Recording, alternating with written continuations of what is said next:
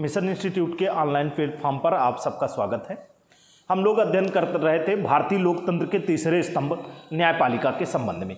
न्यायपालिका के संबंध में हम लोगों ने सुप्रीम कोर्ट का अध्ययन कर लिया था कि सुप्रीम कोर्ट के संबंध में क्या क्या प्रावधान दिए गए हैं और किस किस तरीके से काम करता है। आज हम लोग बात करेंगे हाई कोर्ट और अधीनस्थ न्यायालयों के संबंध में। तो हम लोग अगर भारतीय संविधान का भाग 6 देखें, भाग 6, तो भाग 6 में प्रावधान किया गया है राज्य का। किसका? राज्य का। और इस राज्य के संबंध में जो प्रावधान किया गया है, इस पे अगर हम लोग अनुच्छेदों की बात करें तो न्यायिक उपबंध का जो वर्णन किया गया है, वो न्यायिक उपबंध का वर्णन हाई कोर्ट के संबंध में किया गया है आर्टिकल 214 से लेकर के 232 तक में। और फिर अगर बात करें इधर अधीनस्थ न्यायालयों के संबंध में क्या प्रावधान है, तो अधीनस्थ न्यायालयों के संबंध में बात करेंगे तो आर्टिकल 233 से लेकर के 237 तक में प्रावधान किया गया है अधीनस्थ न्यायालय, जिसमें से 233 के संबंध में डिस्ट्रिक्ट कोर्ट के संबंध में पढ़ेंगे। डिस्ट्रिक्ट कोर्ट क्या होते हैं, जिला न्यायालय क्या होते हैं, एक प्रकार के अधीनस्थ न्यायालय होते हैं, इनके संबंध में हम लोग अध्ययन करेंगे। अब यहाँ पर अगर अनुच्छेद 214 से 232 के तहत बात करें हाई कोर्ट की, तो हाई कोर्ट के संबंध में क्या प्रावधान किया गया, किस तरीके से कार्य करते हैं, इसके संबंध में पहले हम देख लेते हैं कि किन किन अनुच्छेदों का इसके अंतर्गत हमको अध्ययन करना चाहिए। तो इस पर अगर आप देखेंगे तो आपको आर्टिकल 214, 215, 216, 217, 219, 220, 221, 222, 223 और 226 के संबंध में आपको अध्ययन करना होगा। 214 में अगर हम लोग देखें तो 214 में क्या उपबंध किए गए हैं, 15, 16, 17 में। इस तरीके से हम पहले अनुच्छेद वाइज ये अध्ययन कर लें कि क्या क्या उपबंध किए गए हैं इस संबंध में। तो यहाँ पर अगर पहली बात हम लोग देखें कि क्या उपबंध किए गए हैं हाई कोर्ट के संबंध में, तो यहाँ पर अगर अध्ययन करना प्रारंभ करें तो आप अनुच्छेद 214 में देखेंगे कि कहा गया है कि प्रत्येक राज्य के लिए एक उच्च न्यायालय होगा। प्रत्येक राज्य के लिए एक उच्च न्यायालय होगा। प्रत्येक राज्य के लिए एक उच्च न्यायालय होगा। अब प्रत्येक राज्य के लिए एक उच्च न्यायालय होगा, इस संबंध में क्या प्रावधान है, प्रत्येक राज्य के लिए एक हाई कोर्ट होगा। लेकिन यहां पर क्या किया गया है, एक आर्टिकल और साथ में पढ़ना है, आर्टिकल 231 में प्रावधान किया गया है कि एक ही हाई कोर्ट 2 या 2 से अधिक 2 से अधिक राज्यों का निर्णय भी कर सकता है। 2 या 2 से अधिक राज्यों के निर्णय भी कर सकता है। जैसे आपने देखा होगा मुंबई का, गुवाहाटी का, कोलकाता का, केरल का, ये ऐसे न्यायालय हैं जो एक से अधिक या कह सकते हैं कि 2 न्यायालयों से या 2 या 2 से अधिक राज्यों का न्याय निर्णय करते हैं। तो यहाँ पर आपको अनुच्छेद 214 ध्यान रखना है।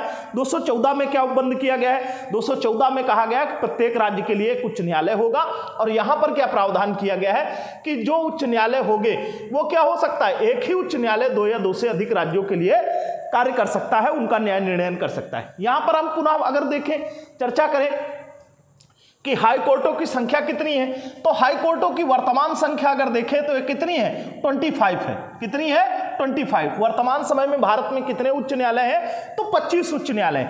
25 उच्च न्यायालयों की अगर बात करें तो ये किस तरीके से, तो देखिएगा अभी तक जो उच्च न्यायालयों की संख्या थी वो पहले 21 थी, लेकिन क्या किया गया, 3 उच्च न्यायालय 2013 में, कब, वर्ष 2013 में 3 न्यायालय और ऐसे जोड़े गए कि इनकी संख्या हो गई 24। और फिर क्या किया गया, एक न्यायालय और जोड़ दिया गया 2019 में, और इनकी संख्या कितनी हो गई, अब वर्तमान समय में ये टोटल संख्या हो जाती है 25। तो ये 3 न्यायालय कौन से जोड़े गए, तो इनकी अगर बात करें तो यहाँ पर एक कोड आपको ध्यान रखना है, मणिमैत्री। क्या ध्यान रखना है, मणिमैत्री। पुनः आप देख लेंगे 2013 में, क्योंकि गुवाहाटी उच्च न्यायालय पहले से पूर्वोत्तर भारत के कई सारे राज्यों का निर्णय करता था, लेकिन वर्ष 2013 में क्या किया गया, वर्ष 2013 में मणिमैत्री का मतलब है मणिपुर। 2013 में मणिपुर में एक उच्च न्यायालय की स्थापना की गई। एक न्यायालय मेघालय में स्थापित किया गया, मेघालय में, और एक कौन सा, ये 24वां हो जाएगा, कहां पर, त्रिपुरा में। ये कितने, 3। तो पहले 21 थे, अब कितने हो गए थे, 24। लेकिन क्या किया गया, वर्ष 2014 में 2 जून 2014 को आप देखते हैं, 2 जून 2014 को एक नया राज्य बनता है। नया राज्य कौन सा बनता है? आंध्र प्रदेश को काट करके एक राज्य बना। आंध्र प्रदेश को काट करके एक नया राज्य बनाया गया, तेलंगाना। कौन सा बनाया गया? तेलंगाना। अब तेलंगाना राज्य जब 2 जून 2014 को बन गया, तो यहाँ पर जो आंध्र प्रदेश का हाई कोर्ट था और राजधानी भी थी, वो हैदराबाद में थी। कहाँ पर थी? हैदराबाद में थी। कहाँ पर? हैदराबाद में। लेकिन अब उल्टा हो गया, हैदराबाद में जो राजधानी थी वो हैदराबाद का क्षेत्र किसमें चला गया? तेलंगाना में। अब आंध्र प्रदेश ने क्या किया? आंध्र प्रदेश के लिए अलग तरीके की राजधानी स्थापित करना हुआ। तो आंध्र प्रदेश ने अपनी एक राजधानी बनाई है अमरावती। कौन सी राजधानी बनाई? अमरावती। अगर हिस्टोरिकल बैकग्राउंड में जाएंगे प्राचीन भारतीय इतिहास के संबंध में, तो अमरावती के संबंध में आपको जिक्र मिल जाएगा। अमरावती को धान्यकटक के नाम से भी जाना जाता है और इसका हिस्टोरिकल बैकग्राउंड आपको आद्य ऐतिहासिक या प्रागैतिहासिक काल से भी देखने को मिलेगा। तो अमरावती के संबंध में है। अमरावती क्या है? अमरावती को धान्यकटक के नाम से जाना जाता था और आंध्र प्रदेश ने अपनी राजधानी क्या बनाई? अमरावती। तो अब जो नया आंध्र प्रदेश का हाई कोर्ट स्थापित होगा वो 25वां, वो कहां पर होगा? अमरावती में स्थापित होगा। तो ये बात आपको ध्यान रखनी है। अब क्या हो गया? हैदराबाद जो हो गया वो तेलंगाना का हाई कोर्ट हो गया। तेलंगाना का हाई कोर्ट कहां पर हो गया? हैदराबाद में। अब अमरावती में आंध्र प्रदेश ने अपना एक नया, तो ये जो 2019 में स्थापित हो रहा है, ये आंध्र प्रदेश के लिए नया हाई कोर्ट स्थापित हो रहा है। कहां पर? आंध्र प्रदेश के लिए। और कहां पर स्थापित हुआ? तो ये भी हमने आपसे बात कर ली है, ये कहां पर स्थापित होगा? अमरावती से। ये आपके प्रश्न हल हो जाएंगे यहां से। तो ये बात ध्यान रखना है कि वर्तमान समय में, तो पुनः एक बार बात कर लेते हैं। आर्टिकल 214 क्या कहता है? प्रत्येक राज्य के लिए एक हाई कोर्ट होगा, लेकिन एक ही हाई कोर्ट 2 या 2 से अधिक राज्यों के निर्णय भी कर सकता है। और ये आर्टिकल किस में दिया गया है? आर्टिकल 231 में कहा गया है एक ही हाई कोर्ट 2 या 2 से अधिक राज्यों के निर्णय कर सकता है। और ऐसे कई सारे हाई कोर्ट हैं, उनके संबंध में आप पढ़ लेंगे या नोट्स में देख लेंगे। फिर अगर आप यहां पर बात करें कि कितने न्यायालय हैं, तो वर्तमान समय में इनकी संख्या कितनी है? हाई कोर्टों की संख्या, तो हाई कोर्टों की संख्या कितनी हो गई है? 25। 25 कैसे हो गई? तो 21 पहले थी, 3 और जुड़े 2013 में। 2013 में जब 3 जोड़ दिए गए तो कौन कौन से? तो एक कोड ध्यान रखना है, मणिपुर का, मेघालय का और त्रिपुरा का। तो कितने हो गए? 24। और एक 25वां जो स्थापित किया गया है 2019 में, कहां पर? आंध्र प्रदेश के अमरावती में स्थापित किया गया। इस वजह से हाई कोर्टों की संख्या वर्तमान समय में कितनी हो गई? 25। अब हम लोग देखेंगे इसके बाद बात करें आर्टिकल 215 की, तो 215 में क्या प्रावधान किया गया है? तो 215 में वही बात कही गई है जो 129 के तहत बात कही गई थी। 129 में क्या बात कही गई थी? तो 129 में प्रावधान किया गया था कि सुप्रीम कोर्ट एक अभिलेख न्यायालय होगा। तो यहां 215 के तहत प्रावधान किया गया है कि हाई कोर्ट क्या होगा? एक अभिलेख न्यायालय होगा। कैसा? अभिलेख न्यायालय होगा। कैसा न्यायालय होगा? अभिलेख न्यायालय होगा। अब अभिलेख न्यायालय के तात्पर्य क्या होते हैं? देखिएगा, राज्य का सबसे बड़ा अभिलेखी न्यायालय। तो यहां पर आपको ध्यान रखना है कि राज्य का सबसे बड़ा अभिलेखी न्यायालय। एक बात यह पूछी जा सकती है कि राज्य का सबसे बड़ा अभिलेखी न्यायालय कौन सा होता है? सबसे बड़ा अभिलेखी न्यायालय कौन होता है? अभिलेखी न्यायालय कौन सा होता है? तो अभिलेखी न्यायालय की बात करें तो अभिलेखी न्यायालय कौन सा होता है? तो हाई कोर्ट क्या होता है? हाई कोर्ट अभिलेखी न्यायालय होता है। दूसरी बात करें कि अभिलेख का तात्पर्य क्या होता है, अर्थ क्या होता है? तो अभिलेख का तात्पर्य वैसा ही होता है जैसे सुप्रीम कोर्ट के संबंध। एक, इसके द्वारा दिए गए निर्णय साक्ष्य या नजीर के रूप में रखे जाएंगे। किसके रूप में? साक्ष्य या नजीर के रूप में लिपिबद्ध करके रखे जाएंगे। उनको साक्ष्य या नजीर के रूप में अन्य हाई कोर्टों के मामले में, अधीनस्थ न्यायालयों के मामले में, सुप्रीम कोर्ट के मामले में उन्हें साक्ष्य या नजीर के रूप में पेश किया जा सकता है। दूसरी उसकी क्या है? अवमानना के लिए वो दंड देने का प्रावधान रहता है। अवमानना के लिए दंडित करने का अधिकार भी अवमानना के लिए, अगर हाई कोर्ट ने कोई डिसीजन दिया है और उसके डिसीजन का कोई भी नेता, अभिनेता या किसी तरीके का कोई नागरिक उसके निर्णय की अवहेलना, आलोचना करता है, बाय द वे हो सकता है कि साक्ष्यों के आधार पर निर्णय दिए जाते हैं, साक्ष्य गलत पेश कर दिए गए तो निर्णय भी गलत हो सकता है। तो ये जरूरी नहीं, लेकिन सुप्रीम कोर्ट बाद में उस पर सुनवाई करता है अगर उसके, क्योंकि वो साक्ष्यों के आधार पर ही डिसीजन देगा। तो यहां पर ध्यान रखना है कि अगर बाय द वे उसका निर्णय कभी कभार गलत हो सकता है या सही नहीं हो सकता या आपकी नजर में सही नहीं हो सकता, तो उसकी अवमानना करने का अधिकार नहीं है, वरना अवमानना करेंगे तो आपको दंडित किए जाने का प्रावधान हाई कोर्ट के पास भी है। अब यहां पर बात करेंगे हाई कोर्ट का गठन, किसमें, आर्टिकल 216 में किया गया है कि हाई कोर्ट का गठन किया जाएगा। क्या किया जाएगा, गठन। तो यहां पर आपको ध्यान रखना है, जब हाई कोर्ट का गठन एक मुख्य न्यायाधीश प्लस अन्य न्यायाधीशों से मिलकर होता है। कितना, अन्य न्यायाधीशों से मिलकर होता है। ये एक मुख्य न्यायाधीश और अन्य न्यायाधीश। अब यहां पर अन्य न्यायाधीश का मतलब यहां पर कोई संख्या निश्चित नहीं है, यह बात आपको बहुत जरूरी है। संख्या निश्चित नहीं है, संख्या क्या होती है, निश्चित नहीं है। समय समय पर जैसा उचित होगा, संख्या निश्चित नहीं है। यह बात आपको ध्यान रखनी कि हाई कोर्टों में कितने न्यायाधीश होंगे। जैसे सुप्रीम कोर्ट के संबंध में आपने देखा एक मुख्य न्यायाधीश होगा, 34 अन्य न्यायाधीश होंगे, लेकिन यहां पर कोई ऐसी बात नहीं की गई है कि मुख्य न्यायाधीश और अन्य न्यायाधीशों के संबंध में संख्या के संबंध में कोई प्रावधान है। जबकि सबसे बड़ी संख्या उत्तर प्रदेश के ही high court, Allahabad high court में ही सबसे बड़ी संख्या होती है, और यह संख्या समय समय पर बदलती रहती है, राष्ट्रपति जैसा उचित समझता है। तो हाई कोर्ट का गठन कैसे होगा, आर्टिकल 216 में। अब कुछ लोग इसको समझ लेते हैं। यहां पर हमने देखिएगा एक बार आपको बताया था, एक आर्टिकल 124 और इसको पलट देंगे तो 214। अब यहां पर सुप्रीम कोर्ट के उल्लेख भी किया गया है और सुप्रीम कोर्ट के गठन का भी प्रावधान।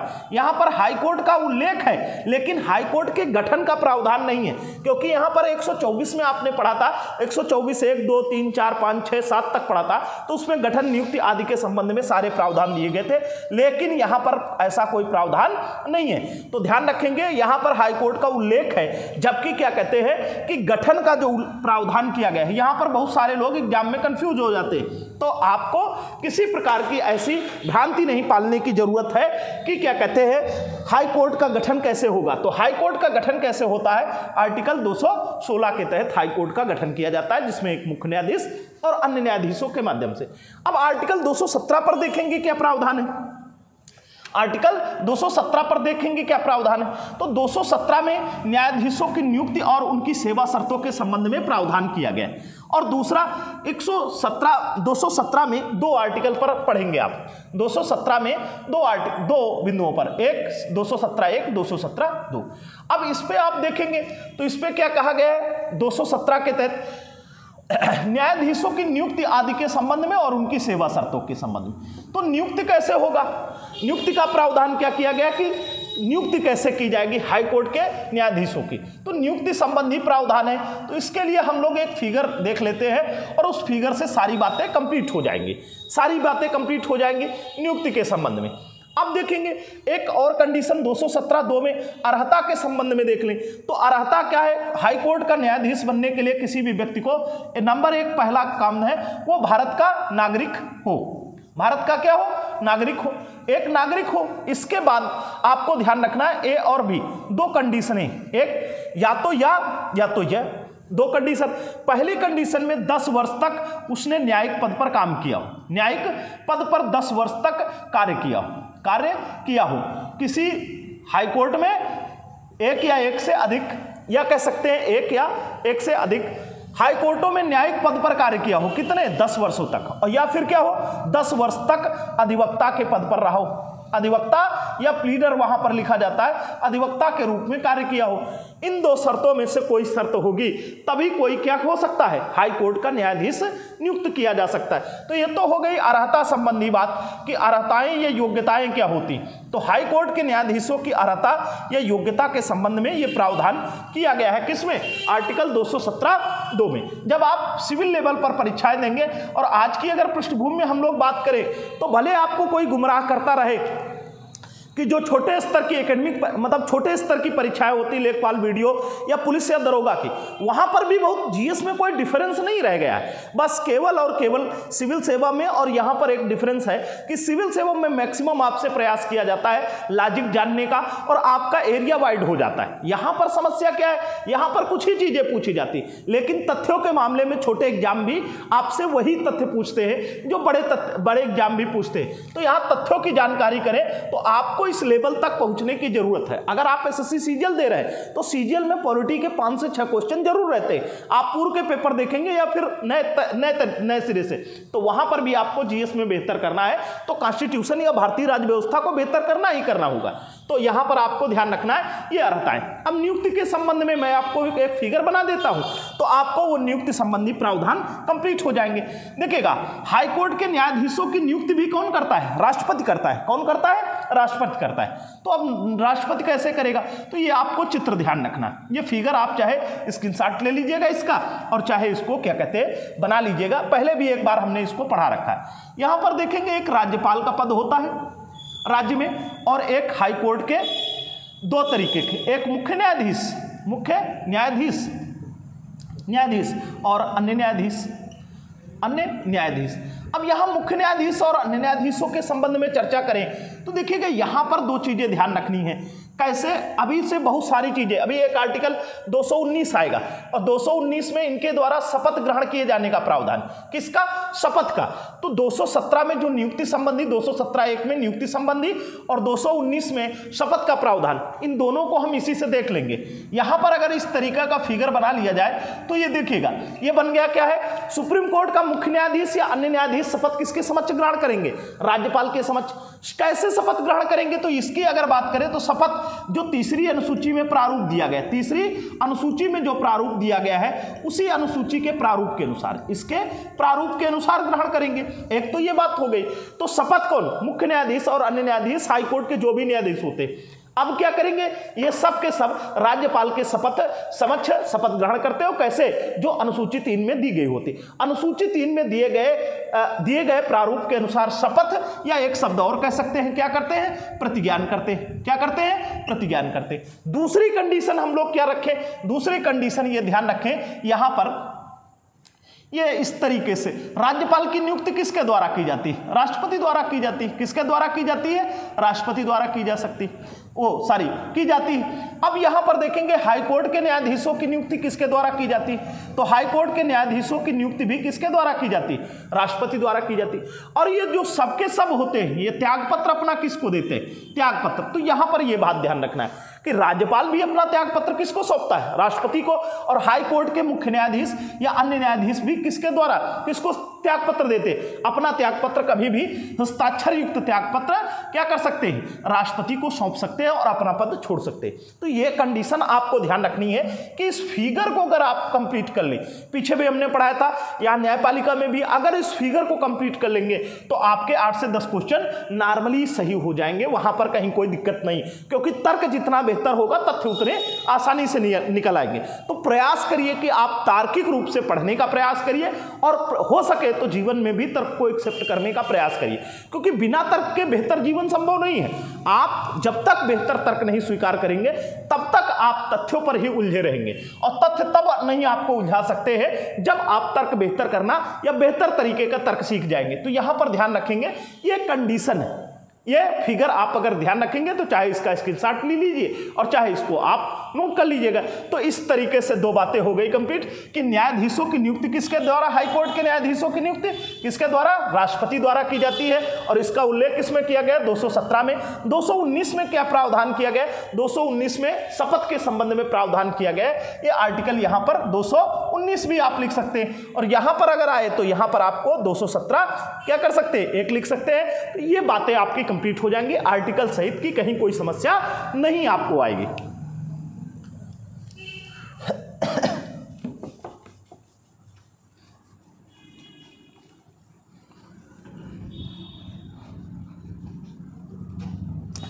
फिर हम लोग बात करते हैं आर्टिकल 220 के संबंध में। 220 में क्या किया गया है, 220 में प्रावधान किया गया है 221, 222, 223 और 226 में। तो यहां पर अगर 220 में देखें तो 220 में न्यायाधीशों पर प्रतिबंध लगाया गया। न्यायाधीशों पर, हाई कोर्ट के न्यायाधीश जो होंगे, न्यायाधीशों पर प्रतिबंध का प्रावधान किया गया, प्रतिबंध का प्रावधान किया गया। अब इस प्रतिबंध के न्यायाधीशों के संबंध में क्या प्रतिबंध किए गए, तो न्यायाधीश का हाईकोर्ट, कोई भी व्यक्ति जो हाईकोर्ट का न्यायाधीश नियुक्त हुआ है वो क्या कर सकता है, वो सुप्रीम कोर्ट को छोड़ करके, सुप्रीम कोर्ट और किसी दूसरे हाईकोर्ट को छोड़ करके, अन्य ये दो प्रावधान इन्हें छोड़ करके क्या कर सकता है, इनको छोड़ करके अन्य कहीं किसी स्थान पर क्या करेगा, वकालत नहीं करेगा। वकालत नहीं करेगा या अभिवचन नहीं करेगा। वकालत या फिर यहां पर ध्यान रखेंगे अभिवचन नहीं करेगा। क्या कर सकता है यहां पर, मतलब अपने अधीनस्थ न्यायालयों में या फिर किसी ऐसे पदाधिकारी के समक्ष केवल और केवल 2 जगह अभिवचन कर सकता है, सुप्रीम कोर्ट और हाई कोर्ट में वो अभिवचन कर सकता है। ये 221 में दिया गया। अब अगर बात करें कि 220 में दिया गया है, 221 में क्या प्रावधान किए गए हैं, तो 221 के संबंध में अगर हम लोग देखें तो न्यायाधीशों के वेतन भत्तों के संबंध में जिक्र किया गया है। 221 में न्यायाधीशों के वेतन भत्तों के संबंध में 221 में वेतन एवं भत्ते दिए गए, वेतन एवं भत्ते तथा अन्य छुट्टी उपलब्धि इनके संबंध में सबके प्रावधान किया गया, या अन्य उपलब्धियों के संबंध में प्रावधान किया गया कि क्या क्या प्राप्त होंगे। यहां पर अगर हम वेतन की बात करें तो वेतन भत्ते, यहां पर वेतन की अगर बात करें तो वेतन 2 तरीके से ध्यान रखना है। एक तो वेतन इनको राज्य की संचित निधि से दिया जाता है। किससे?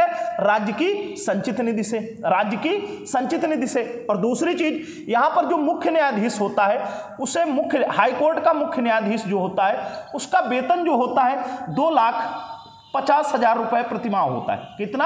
2,50,000 रुपए प्रतिमाह। कितना मिलता है?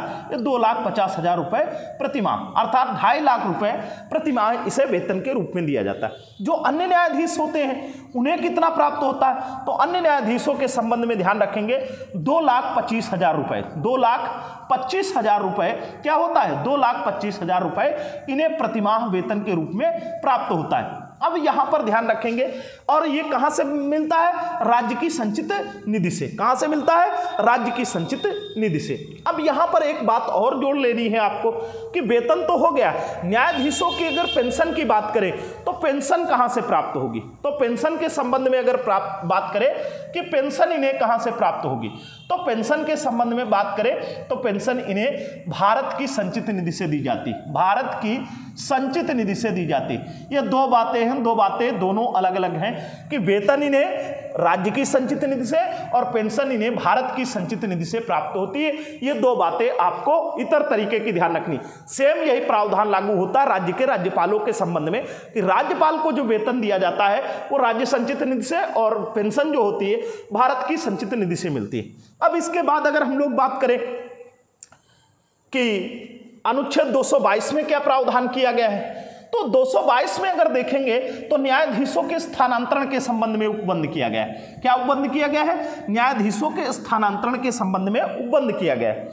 यहां पर ये आर्टिकल ध्यान रखेंगे, न्यायाधीशों के स्थानांतरण के संबंध में, न्यायाधीशों के हाई कोर्ट के जो न्यायाधीश होते हैं, न्यायाधीशों के स्थानांतरण के संबंध में प्रावधान किया गया। स्थानांतरण के संबंध में प्रावधान किया गया कि इनका स्थानांतरण कैसे किया जाएगा, तो स्थानांतरण क्या किया जाएगा? राष्ट्रपति द्वारा सुप्रीम कोर्ट के न्यायाधीशों के परामर्श पर ऐसे न्यायाधीशों का स्थानांतरण किया जाएगा। और दूसरी चीज यहां पर ध्यान रखनी है, अनुच्छेद 223 में कार्यकारी न्यायाधीशों के संबंध में बात की गई। किसके? कार्यकारी न्यायाधीश, कार्यकारी न्यायाधीश को संबंध में, न्यायाधीशों के संबंध में प्रावधान किया गया, न्यायाधीश के संबंध में प्रावधान। तो ये कार्यकारी न्यायाधीश क्या होता है? कार्यकारी न्यायाधीश का मतलब क्या है? जब हाईकोर्ट का मुख्य न्यायाधीश, हाईकोर्ट का मुख्य न्यायाधीश कार्य करने में सक्षम नहीं होगा, या कार्य करने में हाईकोर्ट का मुख्य न्यायाधीश कार्य करने में सक्षम नहीं होगा, या अनुपस्थित हो, या कह सकते हैं सीधे सीधे अनुपस्थित हो, तो अनुपस्थित होने की स्थिति में क्या कर सकते हैं? अनुपस्थित होने की स्थिति में राष्ट्रपति क्या करता है? एक कार्यकारी न्यायाधीश की नियुक्ति करता है। किसकी नियुक्ति करता है? एक कार्यकारी न्यायाधीश की। किससे करता है? हाई कोर्ट के अन्य न्यायाधीशों में से ऐसे व्यक्ति को मुख्य कार्यकारी न्यायाधीश के रूप में नियुक्त करता है जो मुख्य न्यायाधीश के, हाई कोर्ट के मुख्य न्यायाधीश का कार्यकाल निपटारा कर सके। आर्टिकल 226 में बात करें तो आर्टिकल 226 में प्रावधान 2 तरीके से है, यह ध्यान रखना है। अनुच्छेद 226 में क्या प्रावधान किया गया कि हाई कोर्ट क्या करता है? रिटे जारी करता है। क्या करता है? रिटे जारी करता है। अब रिटे जारी करता है तो रिटे 2 प्रकार की यहां पर प्रावधान ध्यान रखिएगा कि 2 प्रकार से इसका डिवाइडेशन है। एक फंडामेंटल राइट के संबंध में, जब किसी के फंडामेंटल राइट का उल्लंघन हो रहा हो तो हाई कोर्ट 226 के तहत 5 प्रकार की रिटे जारी करता है। वही रिटे हैं जो सुप्रीम कोर्ट जारी करता है, जैसे नंबर 1 बंदी प्रत्यक्षीकरण, दूसरा परमादेश, तीसरा प्रतिषेध लेख, चौथा उत्प्रेषण लेख, 5वां अधिकार परीक्षा। तो ये 5 प्रकार की रिटें फंडामेंटल राइट के संबंध में, मौलिक अधिकारों के उल्लंघन होने के संबंध में, जब मौलिक अधिकारों के संरक्षण के संबंध में रिट जारी करता है तो आर्टिकल 226 के तहत हाई कोर्ट अन्य मामलों में भी जब रिट जारी करनी हो तो अन्य मामलों में भी रिटें जारी करने का अधिकार सुप्रीम हाई कोर्ट को आर्टिकल 226 के तहत ही होता है। लेकिन अगर सुप्रीम कोर्ट के मामले में देखें तो सुप्रीम कोर्ट फंडामेंटल राइट के संबंध में अनुच्छेद 32 से रिट जारी करता है, जबकि अन्य मामलों में 139 से रिटें जारी करता है। तो ये आपका आर्टिकल कंप्लीट हो गया। यहां तक ध्यान रखेंगे, ये आपको हाई कोर्ट के संबंध में इन अनुच्छेदों से अगर रूबरू हैं तो आपका एग्जाम कहीं इधर उधर नहीं होगा, आप बेहतर तरीके से अपने एग्जाम के पैटर्न को समझ सकेंगे और उसके प्रश्नों को युक्त उसका उत्तर दे सकते हैं। कुछ चीजें और हम समझ लेते हैं हाई कोर्ट के संबंध में। एक तो हमने उनका वेतन भत्ता ये संख्या भी बता दी। हाई कोर्टों की अगर स्थापना की बात करें तो यहां पर एक और प्रश्न आपको ध्यान रखना है। ये प्रश्न ये ध्यान रखना है कि हाई कोर्टों की स्थापना कैसे हुई। तो हाई कोर्टों की जो पहली बार स्थापना की जाती है, एक 1861 का भारतीय परिषद अधिनियम आता है। इसे इंडियन काउंसिल एक्ट बोल सकते हैं आप, इंडियन काउंसिल एक्ट या भारतीय परिषद अधिनियम आता है, भारतीय परिषद अधिनियम आता है। और इस भारतीय परिषद अधिनियम का देखेंगे प्रावधान, भारतीय परिषद अधिनियम के तहत क्या उपबंध किए गए। तो भारतीय परिषद अधिनियम के तहत अगर यहां पर देखें कि क्या उपबंध क्या प्रावधान किए गए, तो क्या उपबंध क्या प्रावधान किए गए, तो यहां 3 हाई कोर्टों की स्थापना की गई। क्या की गई? 1862 में इस एक्ट के तहत 3 हाई कोर्टों की स्थापना की गई। और 3 हाई कोर्ट कहां पर स्थापित किए गए, तो उसके संबंध में आपने देखा होगा भारत में ये 3 प्रेसिडेंसियां थी। किसकी? अंग्रेजों की। एक बंबई प्रेसिडेंसी, एक कलकत्ता प्रेसिडेंसी और एक मद्रास प्रेसिडेंसी। तो 3 स्थानों पर हाई कोर्ट की जो स्थापना की गई, बंबई में, कलकत्ता में और मद्रास में। यहां पर देखेंगे कलकत्ता हाई कोर्ट की स्थापना, मद्रास हाई कोर्ट की, बंबई हाई कोर्ट और मद्रास हाई कोर्ट, 3 हाई कोर्टों की स्थापना 1862 में की गई। और इसी सन को आप ले आए 1866 पर ले आए। तो यहां पर भी एक क्वेश्चन बनता है कि कौन सा एक केंद्र शासित प्रदेश है, सॉरी यहां 1800 नहीं 1966 ले आए। तो फिर आप देखेंगे क्या है, तो एक दिल्ली हाई कोर्ट है, Delhi high court, Delhi high court की स्थापना कब की गई? 1966 में। अब यहां पर ध्यान रखेंगे कि 1966 में क्या किया गया, दिल्ली हाई कोर्ट की स्थापना 1966 में की गई। तो यहां पर ध्यान रखेंगे दिल्ली ही एकमात्र ऐसा केंद्र शासित प्रदेश है, दिल्ली ही एकमात्र एक ऐसा केंद्र शासित प्रदेश है जिसका अपना हाई कोर्ट है। अन्य केंद्र शासित प्रदेशों के हाई कोर्ट नहीं है, उनका न्याय निर्णय आसपास के जो राज्य होते हैं उन्हीं में होता है, उनके संबंध में आप जान सकते हैं। और हम लोग यहां पर बात करें कि ये बात हो गई हाई कोर्टों की। कुछ बातें और भी जान सकते हैं, जैसे कि आपको भी हमने अभी बताया था कि हाई कोर्ट के जो न्यायाधीश नियुक्त होते हैं उनकी नियुक्ति के संबंध में क्या कैसे नियुक्ति होती। तो देखिए ये 2 बातें भी आपको ध्यान रखने की जरूरत है, पीछे हम नहीं बताए थे, आपको फिर से बता दे रहे हैं। जब हाई कोर्ट के न्यायाधीशों की नियुक्ति की जाती तो हाई कोर्ट के न्यायाधीशों की नियुक्ति किसके द्वारा की जाती है? राष्ट्रपति द्वारा। किसके द्वारा? राष्ट्रपति क्या करता है? हाई कोर्ट के न्यायाधीशों को नियुक्त करता है, न्यायाधीशों को